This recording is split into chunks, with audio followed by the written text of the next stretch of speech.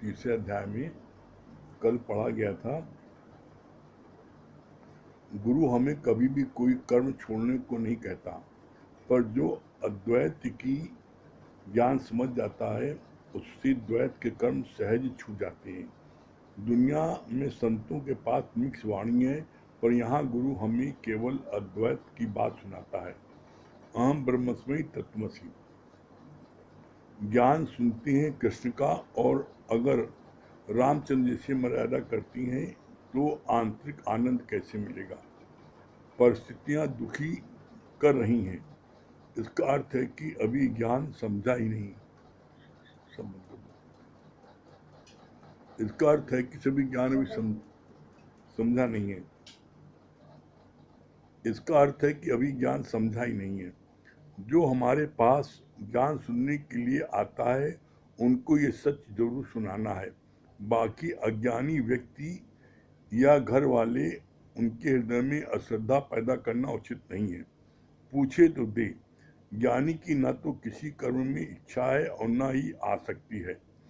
इसको ऊपर यहाँ तक हो चुका। तो बाकी अज्ञानी व्यक्ति या घर वाले उनके हृदय में अश्रद्धा पैदा करना उचित नहीं है। अश्रद्धा पैदा करना उचित नहीं मतलब क्या हुआ कि अगर वो पूजा पाठ कर रहे हैं, व्रत रख रहे हैं, दान पुण्य कर रहे हैं, तो हमें उनको मना नहीं करना है कि तुम पूजा पाठ करें उसमें क्या मिलेगा है। उनको जो भी वो सत्कर्म कर रहे हैं वो करने दो, उसमें उनको अश्रद्धा पैदा नहीं करो। अश्रद्धा पैदा करोगे तो ये तुम्हारा गलत है। उनके अंदर में जो जो कर रहा है वो करने दो। फिर बोला पूछे तो दे। ज्ञानी की न तो किसी कर्म में इच्छा है और न ही आसक्ति है। किसी दूसरे को भी अपनी राह पर चलने को विवश नहीं करता ज्ञानी। क्या मतलब बोला इन्होंने, ज्ञानी की न तो किसी कर्म में इच्छा है और न आसक्ति। क्यों? ज्ञानी की किसी कर्म में न इच्छा है न आसक्ति। ऐसा क्यों? ऐसा इसलिए कि ज्ञानी को किसी भी कर्म का कोई फल नहीं चाहिए। मेन कारण यह है, किसी कर्म का कोई फल चाहिए नहीं। और जब फल नहीं चाहिए तो फिर क्या है, फिर वो किसी कर्म में उसकी आसक्ति नहीं है। जो भी कर्म उसके सामने आता है सहज भाव से उसको कर देता है। ये करेंगे ये नहीं करेंगे ये ज्ञानी के शब्द नहीं है। जिसको आसक्ति होती है जिस कर्म में, वो उस कर्म को छोड़ नहीं पाता। जैसे किसी की आसक्ति है पूजा करने में, वो पूजा नहीं छोड़ पाता। किसी की आसक्ति जो है आपके ये बहुत अधिक व्रत रखने की, वो व्रत नहीं छोड़ पाता। डॉक्टर मना भी कर तब भी नहीं छोड़ पाता। इसी तरीके से किसी की आसक्ति किसी भी सत्कर्म में है वो उसको नहीं छोड़ पाता, लेकिन ज्ञानी की आसक्ति किसी भी कर्म में नहीं है। क्यों? क्योंकि ज्ञानी किसी कर्म को करने पर उसकी फल की इच्छा नहीं रखता। और ज्ञानी जो भी कर्म करता है वो सर्व के हित के लिए करता है। उसको किसी कर्म में नहीं, उसका कोई अपना स्वार्थ ही नहीं, जनहित के लिए करता है। तो इसलिए यहाँ पर ज्ञानी बात चलती है। ज्ञानी जो है कोई कर्म करे या न करे। और इसका क्या बोला, किसी दूसरे को भी वो अपनी राह पर चलने को विवश नहीं करता। यानी किसी दूसरे को, अपने बच्चों को, अपने घर में बेटा बेटी पत्नी, अपने दोस्त यार पड़ोसी, किसी को विवश नहीं करता। वो कहता सबसे है कि आप इस ज्ञान में आओ, ये ब्रह्म ज्ञान में, गीता ज्ञान में आप सुनो, आपका जीवन बन जाएगा। आपको दुनिया की कोई परिस्थिति दुखी नहीं कर पाएगी। आप हर बात में मस्त रहोगे। इस बात को वो समझाता जरूर है और सबसे रिक्वेस्ट करता है कि सत्संग में आओ। लेकिन अगर कोई आता नहीं है तो उसको विवश नहीं करता, चाहे वो घर वाले हो चाहे बेटा हो जो उसके आश्रित हैं, वो किसी को विवश नहीं करता। वो सबको अपनी मर्जी पर छोड़ देता है, लेकिन कहता सबसे है कि इस ज्ञान में आओगे तो आपको आनंद की प्राप्त होगी। फिर आगे बोला, अगर कोई उसमें श्रद्धा रखता है तब तो वो तत्व की बात बताता है, सत्य का मार्ग दिखाता है। कितनी अच्छी बात बोली। अगर कोई ज्ञानी में श्रद्धा रखता है तो वो उसे सत्य की बात, ब्रह्म की बात, ज्ञान की बात उसको बताता है। क्यों बताता है? क्योंकि श्रद्धावान लभते ज्ञानम। जो श्रद्धावान होता है उसी को ज्ञान लगता है। और सत्यता क्या है? सत्यता ये बात हमने अपने जीवन में स्वयं अनुभव की है। सत्यता क्या है? भक्त का भाव, भक्त की श्रद्धा आपसे बुलवा लेती है ज्ञान। अगर आपने देखा होगा, आप कभी किसी घर में गए, कभी किसी का सत्संग में गए और वहां पर किसी का भाव नहीं आपके प्रति, किसी की श्रद्धा नहीं आपके प्रति, तो आपका बोलने का मन ही नहीं करता। और आप कहते नहीं, आज हम कुछ नहीं बोलेंगे। लोग कहते भी जिन्हें आप कुछ बोलने भी, मेरा अंदर से कुछ उत्पन्न ही नहीं हो रहा, क्या बोले। तो जो अश्रद्धालु लोग होते हैं उनके सामने मुख से वचन निकलता ही नहीं है। और जो श्रद्धावान होते हैं, श्रद्धालु होते हैं, जिनकर भक्ति होती है, उनके आगे इतने ज्ञान की बात इतनी निकलती है कि वो बंद ही नहीं होती। वहां आधे घंटे, वहां 4-4 घंटे तक चलती चर्चा। क्यों? उसके अंदर में श्रद्धा है। और आप जब बताने लगते हो तो आप भी भूल जाते हो कि हम इसको 2 घंटे से बता रहे हैं, 3 घंटे बता रहे हैं। तो इसीलिए कहा जाता है ये ज्ञान, ब्रह्म ज्ञान किसी को कोई दे नहीं सकता। जिसके अंदर में श्रद्धा होती है वो ये ब्रह्म ज्ञान ले लेता है गुरु से। और इसीलिए आप देखो, ये लाइन आती है, प्रमाणित करती है, श्रद्धावान लभते ज्ञानम। जो श्रद्धा वाला होता है उसी को ये ज्ञान लगता है, उसी को ज्ञान ये मिलता है। और आगे क्या बोला? अश्रद्धालु नाशयान। यहां पर नाशयान का मतलब ही नहीं है कि गुरु उनको जो है उनको नष्ट कर देता है या उनको बिगाड़ देता, नहीं। गुरु मारे न कोई हथियार। संत बड़े परमार्थी, जाको शीतल अंग, और तपत बुझाए औरों की, दे दे अपना रंग। वो संत है ही नहीं।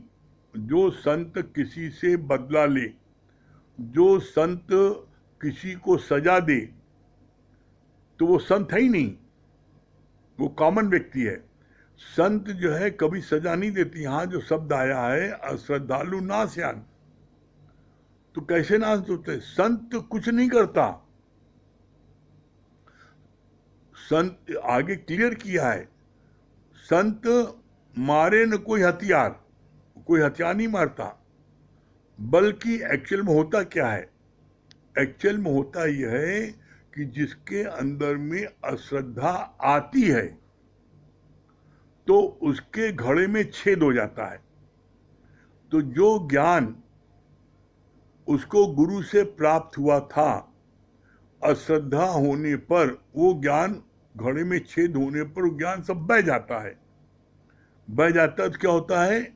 वो फिर वो कंगाल ही कंगाल रहता है। क्योंकि ज्ञान की वजह से, ज्ञान के कारण, गुरु के ज्ञान को प्राप्त करने के कारण उसकी समाज में, परिवार में, घर में, देश विदेश में, सब जगह उसकी रिस्पेक्ट बढ़ी।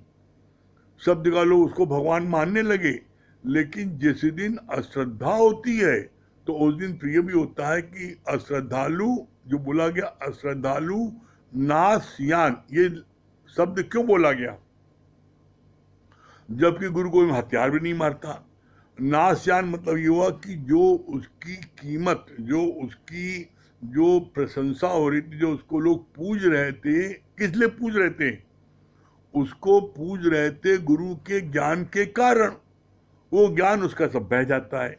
जब ज्ञान बह जाता है तो फिर वो फिर भीख मंगा हो जाता है। फिर वो मैं मेरी बात करता है, बुराई भलाई करता है, तो परिणाम ये होता है कि जो उसको सब कुछ मिला था, आदर सम्मान, सब वो सब खत्म हो जाता है। तो इसलिए कभी भूल के भी गुरु के प्रति अश्रद्धा कभी नहीं रखना। कभी हो सकता है, होता भी है कि जहाँ 4 बर्तन हैं वहाँ बर्तन टकराते हैं। हो सकता है कोई बात कभी गुरु ने कही हो और आपको चुभ गई हो, वो बात आपको तीर दर लग गई हो। तो गुरु का मकसद नहीं होता है कि आपको आघात करे, लेकिन चूंकि जहाँ जख्म होता है वहाँ टिंचर लग जाता है, बहुत तेज लगता है। तो ऐसे में अगर कभी आपको कोई बात लगी है तो आप ये जान लेना, गुरु जो है क्या करता है, गुरु जो है बोला गुरु की मार में भी सवार है। गुरु दिखता है बाहर से मार रहा है, डांट रहा है, बिगड़ रहा है, दिखता है, लेकिन अंदर हाथ सहार दे, अंदर से वो सहारा दिया रहता है, उस चीज को आप एहसास नहीं करते। इसीलिए ऐसी भूल हो जाती है। इसीलिए कहा जाता है कि गुरु की मार में भी सवार है। सवार मतलब क्या होता है, गुरु का लक्ष्य होता है मारने का कि तुम सुधर जाओ और गुरु की तरह तुम भी मंजिल तक पहुंच जाओ। गुरु का लक्ष्य ये होता है। इसीलिए गुरु कैसे भी मार के, डांट के, पुचकार के वो आपको मंजिल तक लाता है, मंजिल तक पहुंचाता है। लेकिन जब आपकी श्रद्धा रूठ जाती है तो आप गुरु की कोई बात सुनना स्वीकार नहीं करते। बस यही गलती है। आप अपनी बात को 10 बार कहो और अपनी बात को 10 बार कहो, और जो चीज बुरी लगी है उसको भी क्लियर करो, तो गुरु आपको इस बात को समझाएगा कि मेरा इंटेंशन ऐसा नहीं था, हमारा इंटेंशन था तुम्हारे में सुधार आए और तुमने उस चीज को गांठ बांध दी। तो ये चीज जो होती है इसमें नुकसान सिर्फ अपना होता है। क्या अपना होता है, इतने साल तक जो ज्ञान आपने लिया और ऐसी स्थिति आने पर जब अश्रद्धा पैदा हो जाती है तो ज्ञान फिर वो बह जाता है, वो टिकता नहीं है। तो इसलिए हमेशा इस बात की कोशिश करो और इस बात को जानने के लिए प्रयत्न करो कि इतने सालों से तुम गुरु के संपर्क में रहे, इतने सालों तुमने परीक्षा लिया, इतने सालों देखा, तो क्या गुरु ने कभी तुमसे कोई एडवांटेज लिया है? गुरु ने कभी तुमसे कोई पाई पैसा लिया है? तो ऐसे में क्या है, जब आप इस बात को फील करोगे कि गुरु से हमने सिर्फ लिया ही लिया है। दूसरी बात क्या, आप ये चीज देखो, गहराई में जांचो कि गुरु के मिलने के पहले आपकी क्या दुर्दशा थी। जरा जरा सी बात पर कैसे आप नाराज होते थे, दुखी होते थे, सुसाइड करने भागते थे, रिश्तेदारी तोड़ लेते थे, संबंध तोड़ लेते थे, जन्म जन्म उससे बात नहीं करते थे। गुरु ने तुम्हारे साथ इतनी मेहनत की और जीवन इतना बनाया। अच्छा मान लो अगर कोई बात बुरी लगी तो उसको बातचीत से हल करो। क्यों? क्योंकि गुरु के संपर्क में रहने पर ही मेरी उन्नत हो सकती है। ये मन इतना खुराफाती है, ये मन इतना चालाक है, ये देखता है गुरु के सामने मेरी नहीं चल पाती, इसलिए मन किसी न किसी तरीके से आपको गुरु से दूर करना चाहता है। मेन बात यह है। और जब आप गुरु से दूर हो जाते हो तो मनमानी करते हो। परिणाम क्या होता है, बोला गुरुमति तारे और मन मति डुबोए। जब आप मन की मत से चलने लगते हो तो वो आगे जाकर के किसी न किसी गड्ढे में आप डूब जाते हो। और गुरु की मत से चलते हो गुरु की मत से चलते हो तो आप कैसा भी गड्ढा खाई होता है उसको आप पार कर जाते हो गुरु की युक्ति से। इसलिए जब कभी आपका मन आपको गुरु में कोई गलत बात दिखाए, कोई आपको गुरु से दूर करने की कोशिश करे, तुम समझ लेना ये मनुराम की खुराफात है। और ये मन जो है पंडित बन के आता है, ये बड़ा पंडित बन जाएगा, त्रिकुण लगाएगा खूब और आपको कोई न कोई बुराई दिखा देगा। कोई भी बुराई आपने देखा तो उस चीज को आप बात करो, क्लियर करो, कैसे भी हो उस चीज को क्लियर करो। एक बार नहीं 10 बार उसको पूछो, और जब तक क्लियर न हो, सेटिस्फाइड न हो, उसको पूछते रहो। लेकिन एक बात इसमें जरूरी क्या है, आपका मतभेद अगर हुआ तो मतभेद होना चाहिए विचारों में। आपके विचार नहीं मिल रहे, उनके विचार नहीं मिल रहे, लेकिन मन में भेद नहीं होना चाहिए। मन, हम सब एक गुरु के बच्चे हैं, हम सब एक गुरु को मानते हैं। और जब एक गुरु को मानते हैं तो एक गुरु के बच्चे क्या वो आपस में लड़ेंगे? कोई बात हो, सत्संग सुनना बंद कभी नहीं करो, क्योंकि जब आप सत्संग सुनना बंद कर देते हो तो मन धीरे धीरे धीरे धीरे आप पर और अभी अधिक हावी होता जाता है और आपको सत्संग से और दूर करता जाता है। जब तक आपका मिलन न हो जाए, मत एक न हो जाए, आप सत्संग बंद कभी नहीं करो। सत्संग सुनते रहो, और सत्संग सुनते सुनते आप देख लेना, एक दिन आपका मन जो है, एक दिन आपका मन इस बात को स्वीकार करेगा कि मेरी गलती थी, हमने गुरु की बात को समझा नहीं। और जब आप इस बात को महसूस करोगे तो फिर ज्ञान में तेजी से आगे बढ़ोगे। मन कुछ नहीं बिगाड़ पाएगा। मन कब तक कुछ नहीं बिगाड़ पाएगा? जब तक आप सत्संग सुनते रहोगे। और ये सत्संग गुरु का है, ये सत्संग हमारा या और किसी नहीं, सत्संग गुरु का है। तो हम गुरु के सत्संग में आते हैं अपने अज्ञान को दूर करने के लिए।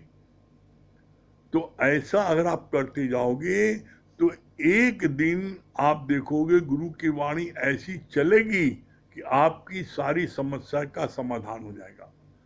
गारंटी है, विश्वास कर रहा हूं, अपने जीवन के अनुभव कर रहा हूं आपको, कि आपका सारा संशय भ्रम दूर हो जाएगा और आप बहुत तेजी से आगे उन्नति करोगे। फिर आगे बोला,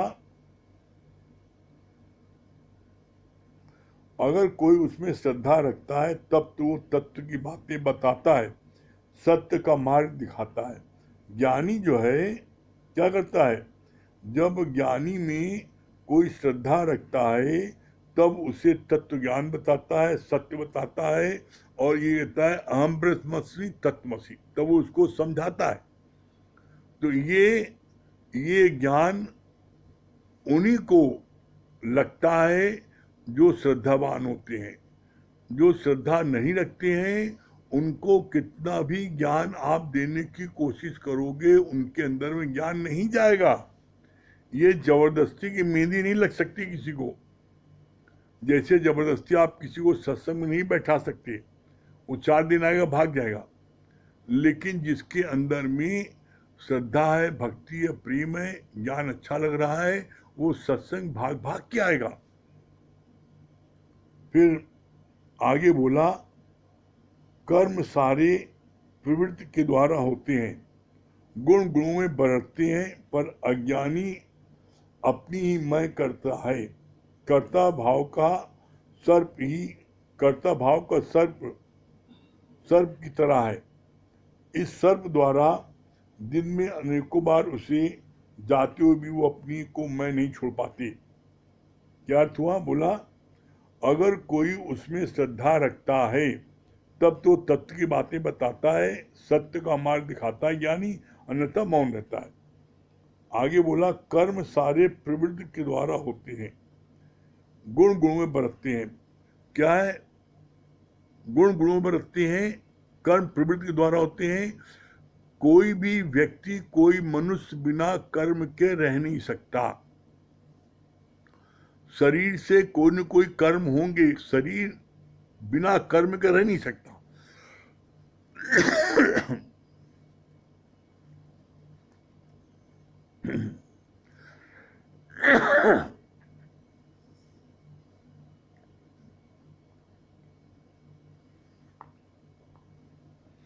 बोला कि शरीर जो है बिना कर्म क्यों नहीं रह सकता? क्योंकि आप जो श्वास लेते हो ये भी कर्म है, तो बिना श्वास के तो जिंदा नहीं रह सकते। तो शरीर से कर्म तो होंगे, लेकिन कैसे होंगे? बोला गुण गुण में बरतते हैं, पर अज्ञानी अपनी मैं करते हैं। गुण गुण बरतते मतलब क्या है? आंख का गुण है देखना, कान का गुण है सुनना, नाक का गुण है सूंघना। तो गुण गुण बरतते हैं, लेकिन जो कर्ता पने का भाव जिसको होता है वो हर बात में अपनी रट लगाता है। मैंने अपनी आंख से देखा, इसने इसको मारा है, तो आंख ने देखा तो आंख बोले। हर बात में वो जो अज्ञानी बोलता मैंने, जो उसकी मैं है ये प्रकट होती बार बार, तो बोला यही अज्ञान है। तो बोला मैंने अपने कानों से सुना, इसने इसको गाली बक्की है, तो कानों से सुना तो कान बोले, ये हर बात मुख्य बोलता है। तो इसी तरीके से अज्ञानी हर बात में मैं ये करूंगा, मैं ये नहीं करूंगा, ये अज्ञानी के लक्षण है। तो कभी जीवन में ये मत बोलो मैं ये करूंगा, मैं ये नहीं करूंगा, नहीं। अरे जो भगवान कराएगा वही होगा, तुम्हारे में हस्ती क्या करने की?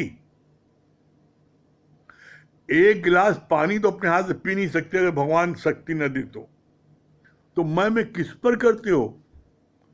इसीलिए लाइन आती है मैं के लिए हो मैं कहे न कोई। जब आप ये जान जाओगे कि परमात्मा के हुक्म से हर कार्य होता है, तो फिर आप अपनी होमे नहीं करोगे। ये होमे तभी तक आदमी करता है जब तक वो अज्ञान में रहता है, और जब उसको गुरु का ज्ञान प्राप्त हो जाता है तो होमे करना छोड़ देता है, और तब ये कहता है कि जो गुरु कराएगा मैं करूंगा, जो परमात्मा कराएगा वो करेंगे। और सत्यता यही है। इसलिए कभी नहीं बोलना मैं ये करूंगा, नहीं, भगवान कराएगा तो होगा, भगवान नहीं कराएगा नहीं होगा। आप हर काम भगवान पर छोड़ दो। क्यों? क्योंकि बिना उसके हुक्म के कुछ भी नहीं होता। ठीक है? हाँ, अनुज भैया, अनुज भैया क्या बता रहे हैं? बहुत अच्छा लगा कि सच बात है कि गुरु की शरण नहीं रहेंगे वरना फिर इधर उधर मन जाने लगता है। सही बात। चलिए भजन सुना दीजिए।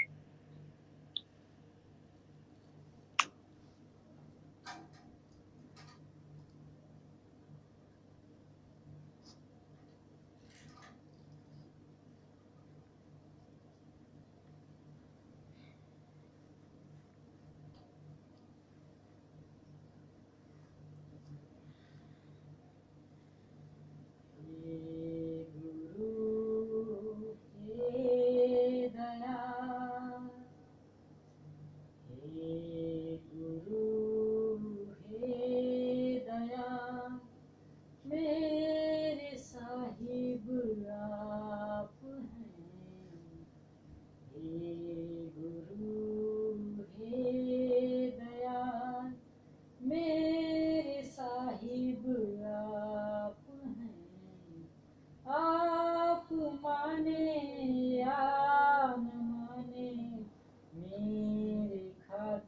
आप हैं।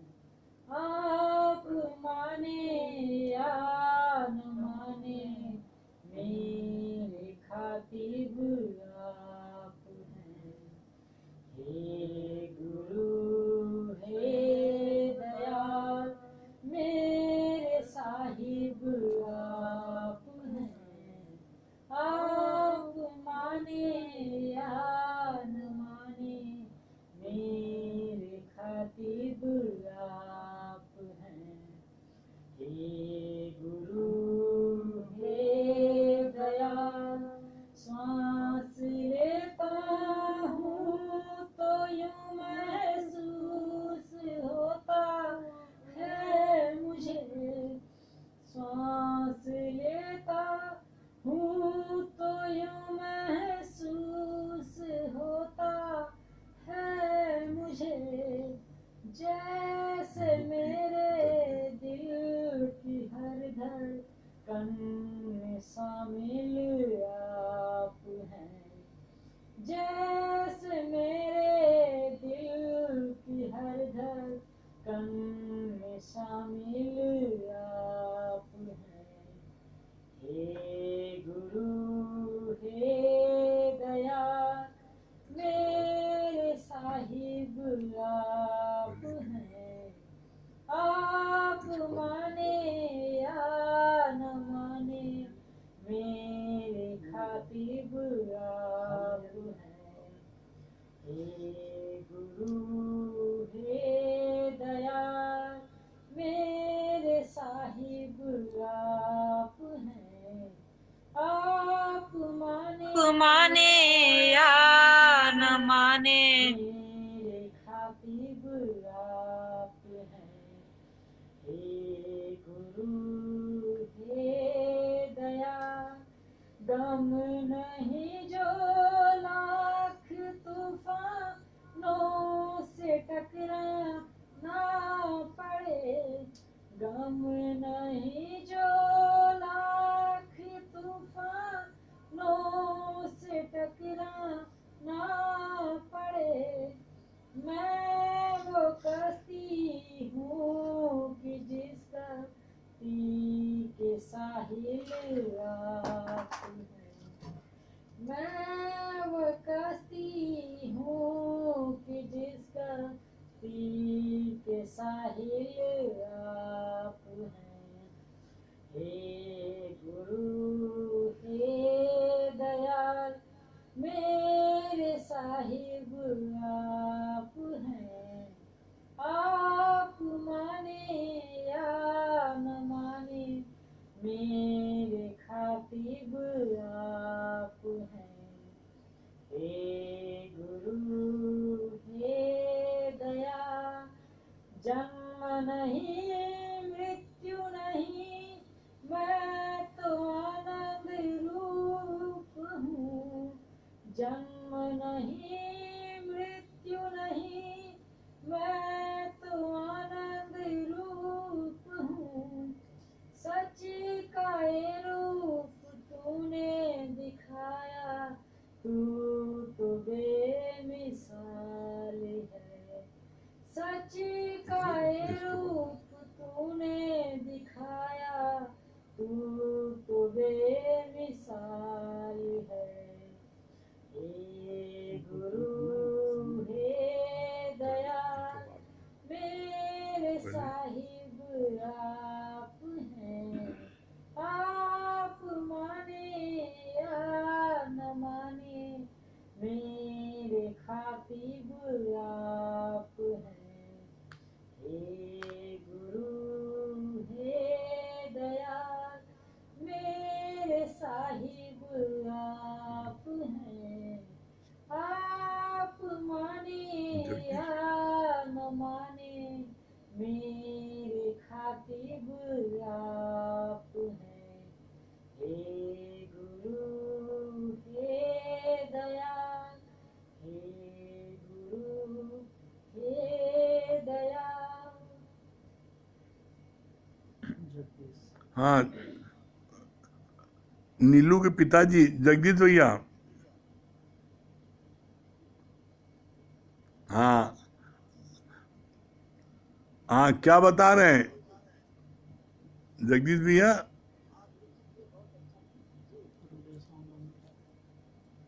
आप साउंड हरिओम खुल, गुरु जी। हाँ आप खुल गई साउंड। हाँ बताइए। हरिओम हाँ हरिओम। गुरु जी। हाँ, बहुत आज अच्छा लगा। आज सबसे पहले हाँ, बिट्टो रानी का वेलकम। बिट्टो रानी बैठी है, बहुत अच्छा लग रहा है हमको। हैं, बेटा बहुत वेलकम आपका है। हाँ आप ऐसे बैठो गुरु जैसे बेटा। हाँ बहुत अच्छा लग रहा है हमको, वेलकम आपका है। क्या बता रहे हैं? हाँ गुरु जी। ज्ञान जो है, ज्ञान जब मिल जाता है तभी सब कुछ प्राप्त हो जाएगा। और ज्ञानी आदमी अपने गुरु जी, हम वक्तव्य नहीं उतना बोल पा रहे हैं अभी। उतना समझ मन में आ रहा, लेकिन नहीं पा रहा। इसके लिए कहावत है, गूंगा गुड़ खाए बता ना पाए। अंदर में आनंद बहुत आ रहा है ना, कोई बात नहीं। हाँ ये अब जो ना बिट्टो रानी बैठ रही है ना, अब ये बताइए बहुत अच्छा। ये जो है बहुत ही इसकी बहुत तेज बुद्धि है, बहुत शार्प ब्रेन इसका है। ये अभी एक हफ्ता सुन ले तब इससे हम पूछेंगे। बेटा तुम पहले एक हफ्ता सुन लो तब आपसे हम पूछेंगे, तब अच्छा, तब बहुत अच्छा। और आप जो है एक हफ्ते में आप भजन भी अच्छा से याद कर लेना। नीलू से है, तुम्हारी बड़ी दीदी है, वो बहुत अच्छा भजन सुनाती हैं, तो उनसे भजन सीख लेना। तो तुमसे भजन सुनेंगे फिर हम, ठीक है? एक हफ्ते बाद आपसे हम पूछेंगे भी और भजन सुनेंगे, ठीक है बेटा? Very good. हाँ दुर्गेश भैया, हरिओम बेटा हरिओम। हाँ दुर्गेश भैया गुरुजी, दिल्ली। हरिओम गुरुजी, हरिओम। हाँ हरिओम भैया। हाँ गुरुजी, हरिओम। हरिओम। दुर्गेश भैया क्या बता रहे हैं? गुरुजी, बड़ा अच्छा लगा कि गुरु के मार में भी सवार है। और गुरु कहता है कि आपको डरा रहा है, डांट रहा है, लेकिन असल में वो आपको संवार रहे हैं। ये बड़ा अच्छा लगा जी गुरुजी। हाँ बहुत और सुंदर। गुरु के संपर्क में ही आने पे ज्ञान की प्राप्ति होगी। आप ब्रह्म ज्ञान ले सकते हैं। हाँ बहुत सुंदर बहुत सुंदर। श्याम भैया, श्याम भैया क्या बता रहे हैं? हाँ श्याम भैया, आवाज आ रही है? हाँ श्याम भैया आवाज आ रही है? आ रही आवाज। अब वो आ गया। हमने कहा आज आपने एक बात जो बताई कि गुरु के प्रति कभी भी अश्रद्धा मत रखो। और अगर अश्रद्धा रखोगे तो गुरु कुछ करता नहीं है। जो घड़ा आपका भरा हुआ रहता है उसमें छेद हो जाता है, और जो भी ज्ञान मिला है वो अपने आप खत्म हो जाता है। इसका एक उदाहरण हमने अपने जीवन में गुरु के लिए देखा है। वो अनुभव छोटा सा है, हम आपको बताना चाहते हैं। बताइए। आज से 15-16 साल पहले हम लखनऊ में हमने जो है वहां पर गुरु जी से एक जंजीर खरीदा। एक जंजीर हम पहने हुए थे, हमने कहा लाओ ये पुरानी है, इसको बदल के मोटी जंजीर एक थी उसको हमने खरीद लिया। तो वो हमने देकर दूसरी वाली ले लिया, और उसका जो पैसा डिफरेंस था वो भी बाद में दिया। तो नेक्स्ट डे हम जब घर पे आए तो हमारे लड़कों ने कहा कि डैडी जी आपने क्यों इसको बेच दिया? अरे आप ये भी खरीद लेते, पैसा नहीं है कि आपके पास, ये भी खरीद लेते। तो हमने 2 दिन बाद गुरुजी के पास टेलीफोन किया। हम कहा गुरुजी वो वाली जंजीर भी आप हमें दे दीजिएगा, हम ये भी ले लेंगे वो भी ले लेंगे। तो उन्होंने कहा कि वो तो अब है नहीं। अब हमें बड़ी मतलब अंदर में गुस्सा आई कि हमने कहा अरे अभी कल ही तो हम दिए हैं, आज ये कह रहे हैं वो कह रहे हैं है नहीं। उसके बाद हमारे मन में जो है थोड़ा सा गुरु के प्रति अश्रद्धा हो गई कि देखो अभी कल दिया और उसको जो है उन्होंने जो है वापस नहीं किया।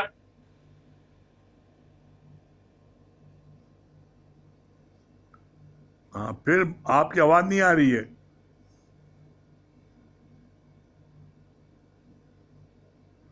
श्याम भैया आपकी आवाज नहीं आ रही वापस।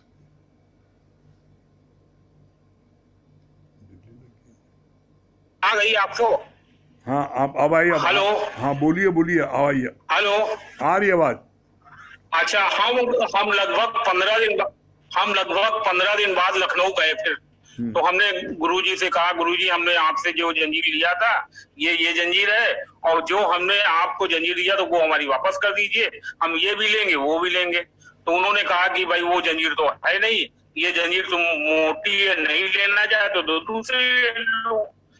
हमारे अंदर गुस्सा करके हम वहां से गुरुजी से मतलब जो है नाराज होकर चले गए, आगे बढ़ गए। तो गुरुजी ने कृष्णा जी को हमारे पीछे पीछे दौड़ा दिया कि जाओ उनको बुला लो, क्यों नाराज होके गए। कृष्णा जी हमसे बोली कि भाई आप क्यों नाराज हो रहे हैं, गुरुजी ने आपको बुलाया है और जो जंजीर आपने दिया था, गुरुजी का नियम है जो अगर कोई सामान आता है तो वो तुरंत गल जाता है, वो फिर रखते नहीं अपने पास, वो दूसरा मतलब जो है आ जाता है उसकी जगह।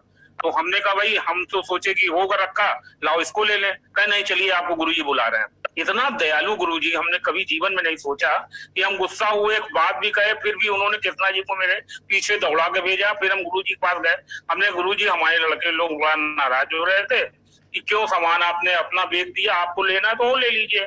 तो कहे भाई अगर तुमको बड़ी नहीं लेना तो छोटी ले लो, लेकिन वो तो हमारे पास है नहीं, वो तो गल गई चली गई है। तो हमने गुरुजी हम बड़ा कंफ्यूज हो गए मतलब जो है, और हम इसके लिए आपसे बहुत गलती अपनी चाहते हैं, क्षमा चाहते हैं। तो मतलब जो हमारे अंदर गुरु के प्रति थोड़ा सा असरदा, थोड़ा सा संशय भ्रम था, वो तुरंत उन्होंने वहां पर देखिए हमारे पीछे दौड़ाया कृष्णा जी को, फिर हमको समझाया, और समझाने के बाद बोले कि नहीं ये तुम ले जाओ, ये रखो, और तुमको और लेना हो तो और ले लो भाई, तुमको और लेना, एक नहीं दो ले लो, तीन ले लो, लेकिन अब वो तो है नहीं हमारे पास, वो तो हम कहाँ दे सकते हैं। तो वो बात हमने क्लियर करके, मतलब जो मन में थोड़ा सा असरदा गुरु के प्रति आया, देखिए कितने दयालु गुरु होते हैं कि उन्होंने पीछे लगाया, दौड़ा दिया और बुलाया, फिर हमको समझाया। उस दिन से आज हो गया 16-17 साल, कभी भी फिर हमने पलट के कोई चीज, कोई कर्म के लिए गुरु के प्रति सोचा ही नहीं। हमने कहा गुरु जो भी करता है अच्छा ही करता है, और हमारे पता है बहुत अच्छी बात ये, हम वहाँ उस समय मौजूद थे, आप जब ये सब बात हो रहा था हम थे मौजूद हैं। हाँ राकेश भैया, राकेश नागर भैया। हाँ प्रणाम भैया। प्रणाम भैया, क्या बता रहे राकेश भैया? आपकी बात आज हमको एक बड़ी अच्छी लगी कि अगर गुरु से कोई बात आपको नाराजगी लग भी रही है तो आप सत्संग मत छोड़ो, हाँ आते रहो बस। और एक दिन जो है आपको सच्चाई से पता लग जाएगी। हाँ, एक दिन सच्चाई से पता लग जाएगी, तब आपको समझ में आएगा कि आप कितने गलत थे। हाँ, क्योंकि गुरु जो है वो परमात्मा है, हाँ, और परमात्मा जो है वो भगवान जो है उसके बराबर कोई कर नहीं सकता है। सही उसकी बात। क्या लीला है, उसकी क्या मतलब ऊंचाई है, वो कोई जान सकता है और न कोई समझ सकता है। बहुत इसलिए सुंदर। अपनी मन बुद्धि नहीं चलानी चाहिए, हाँ, और बस जो भी गुरु कहे उसको यस यस करते हाँ, चलो। चलिए राकेश भैया, चलिए ओम गुजाप कर लीजिए।